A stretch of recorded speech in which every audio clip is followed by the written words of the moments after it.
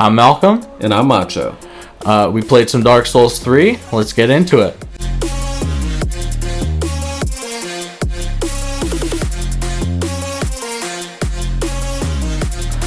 There's going to be some gameplay going on in the background. I did the first run just to kind of show Macho how it's done, just because I'm the Souls guy here in the house, and he, I don't think, has played any of the Souls games, right?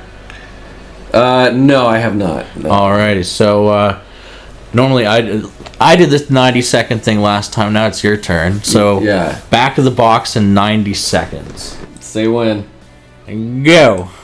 All right, Dark Souls 3. It's a game. You pick classes. You start out rolling around. You avoid hits. It's any game nowadays. You got to counter someone by rolling. It's, I guess, the first one of its kind. So it's cool. First level's pretty short. I died a handful of times against the first guy. So you got to be good at the game. And how many seconds I got? You got 55 seconds left. And the guy, like, enemies turn into bigger enemies, so you have to make sure you got health. So the game requires you to be very good at managing your resources. And yeah, you got 35 seconds. Okay. I don't think you need the full 90. No, we'll keep going. There's way more to explain, I guess. The first level, you can go in areas that apparently you can die before you have any good equipment. So I ran the hell out of there. And so I don't, and the classes thing. Did I mention the class? They don't really do anything, but it does let you. From what I told you. Yeah. So there's and then 5 seconds. So that's Dark Souls 3, everybody. Alrighty. Ba-ding, ba-ding, ba-ding, ba-ding. You didn't have a lot to go on here. You know what I mean? Like, you really just ran in a square. You saw the blue thing that almost killed you, and you were like, and I was like, maybe don't fuck with that yet. Yeah. And you were like, yeah, I don't think I will. And, well, and here's the thing about that monster, right? Is like, it's there, and they do the same thing in every game. It's there to tell you, hey, you don't have to take this on right now. You can come back when you're stronger. Right. And so some people, if they're like me and they've played a bunch of Souls, will just take it out right away. But for other people who are maybe, more casual, they'll come back after they've gotten some levels under their belt, right? Yeah. But I wanted to ask you, just because I was kind of jumbled, what like other games like this have you played before? Because you picked it up really quick. Like, I was really surprised it only took you 3 tries, and I was surprised that you got all the way down to a third of Gundyr's health in that first attempt. Like, it was obvious this wasn't your first time playing something within this genre, Well, so you made it seem like this was like the first of its kind, but like Assassin's Creed had this type of gameplay. I felt back like in the late 2000s. Well, and this is a big, because you got to remember, this is Dark Souls 3. Right. Dark Souls 1 came out in like 2007 or 8 or something like that. And it was like, just all you're doing is countering. It's timing, it's knowing the, Well, Dark Souls 1 is a lot slower. It's way more methodical. You can only roll you can only roll in like each of the cardinal directions. Okay. You can't omni roll like you can in Dark Souls 3. Well, but that's, and then I don't know. I've probably played so many games after that you just like your roll. It's the dodge. Oh, you know what it was? Assassin's Creed Valhalla for sure had this. Hold on. You know what it was? Is like there was a lot of macro gameplay with Diablo 3 with the roll. Oh yeah. And I have more hours on that game than any other game that I've ever played. Maybe there's like one other, but yeah, like that. I have so many hours on that game.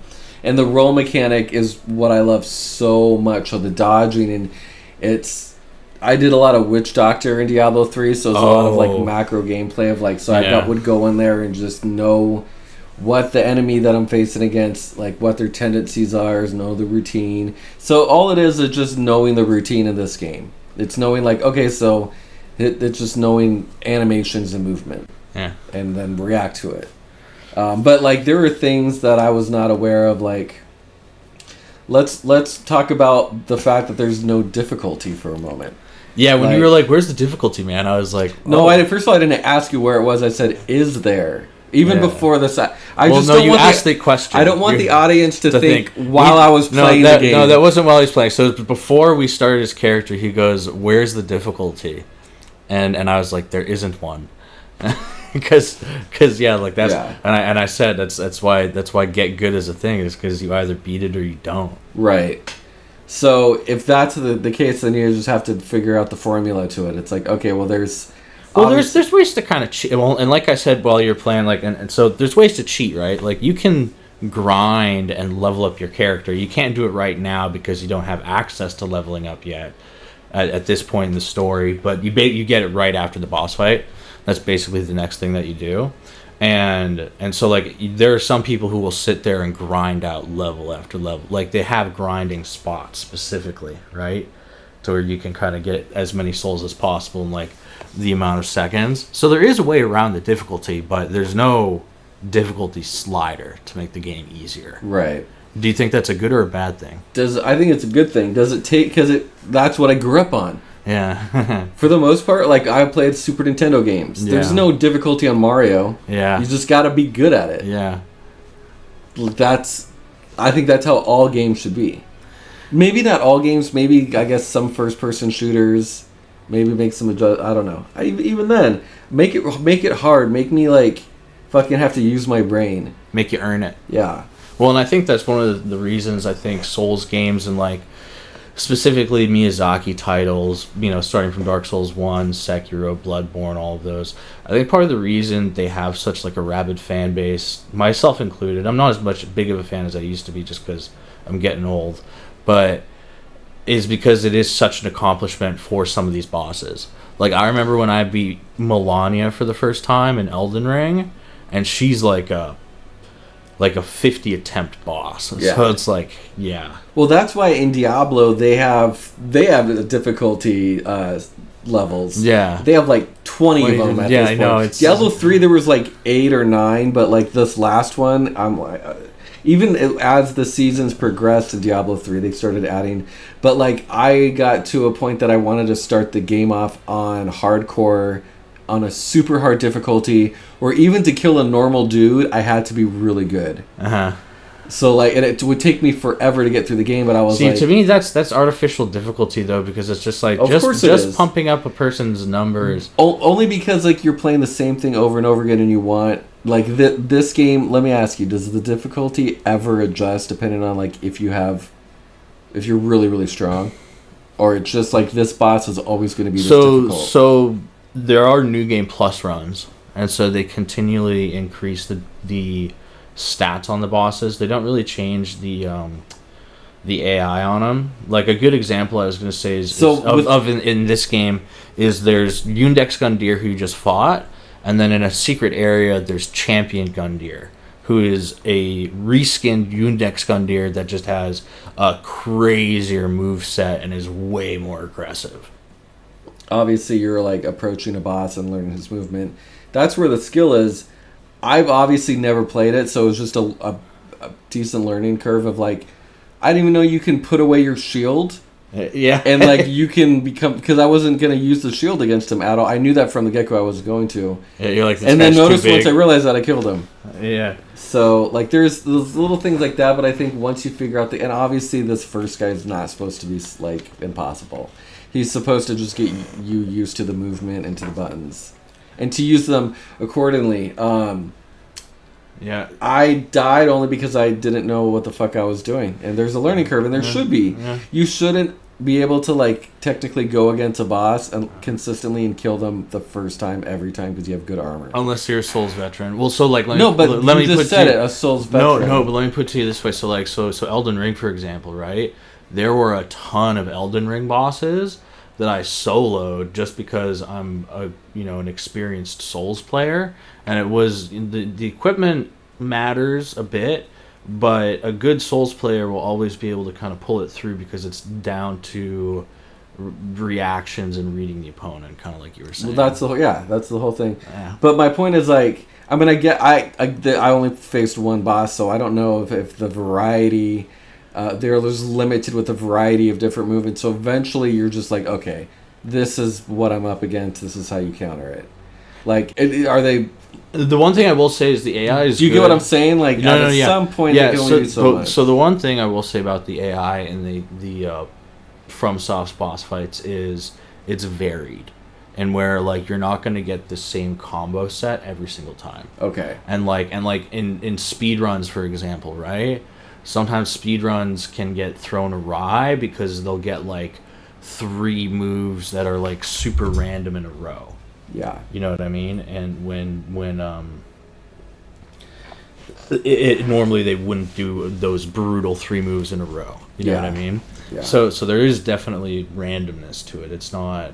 I think every time I died, though, I learned from it. The advice that I was going to tell you was that once he transforms, all of his attacks are for if you're far away. And they want you to be scared to back up.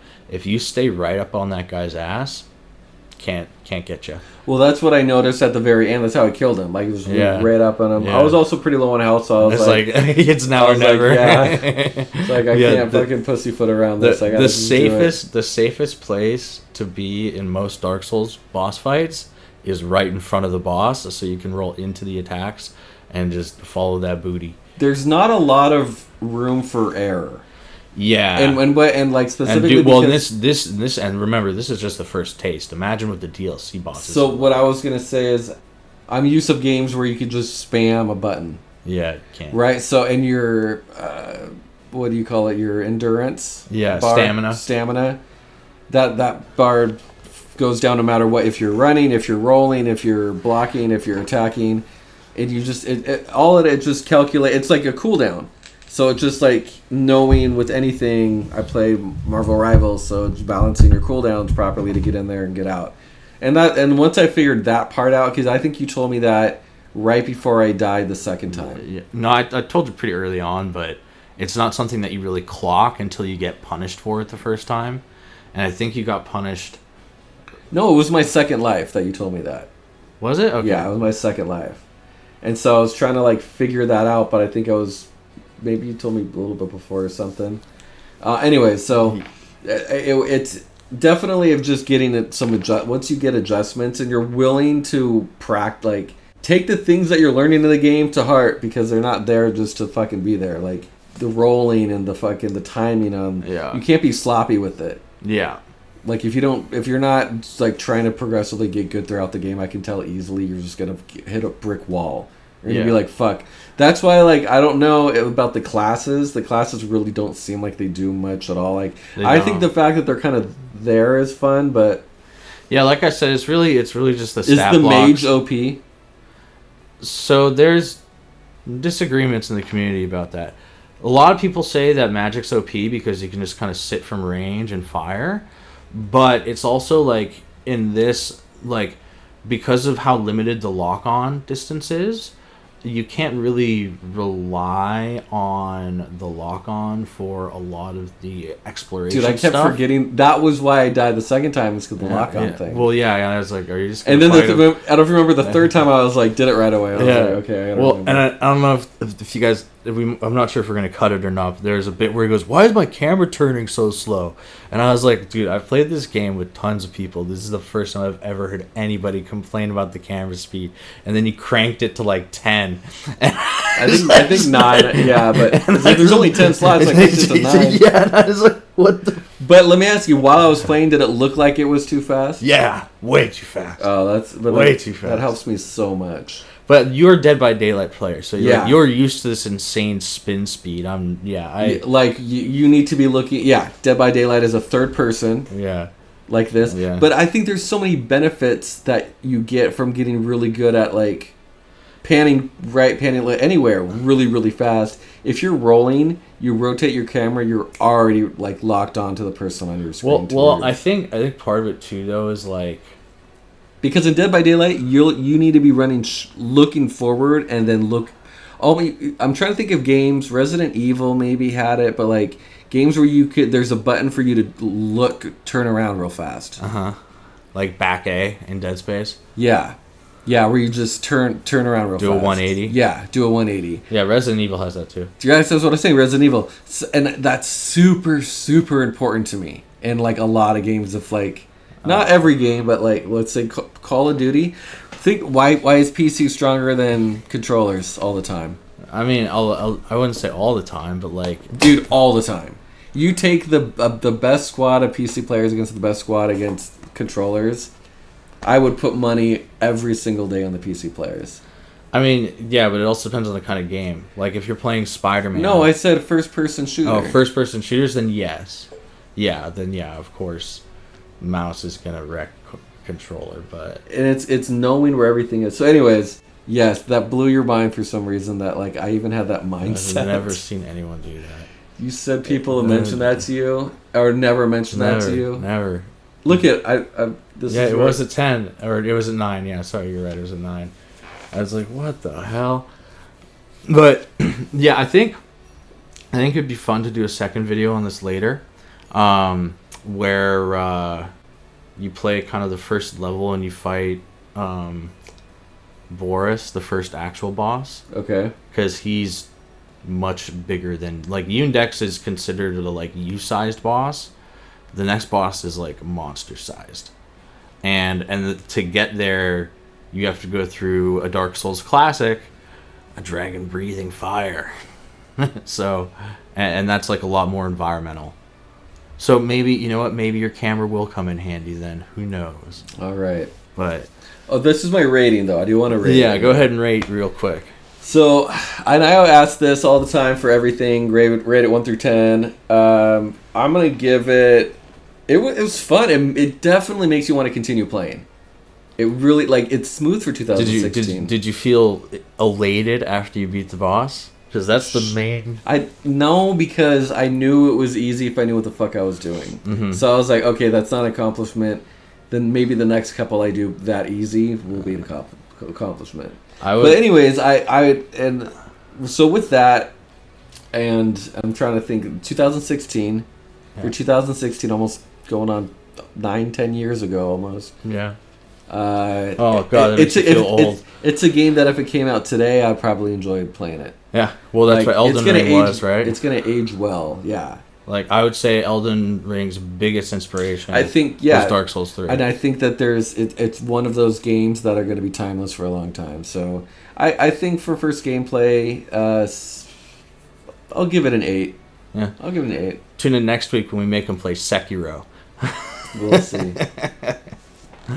And do the outro if you want. So yeah, I'm Malcolm. And I'm Macho. And that was Dark Souls 3. Please remember to like, comment, and subscribe for more of this content if this is what you like. Or let us know what game you would like to talk about. We have very different tastes. Let us know. Have a good one, guys.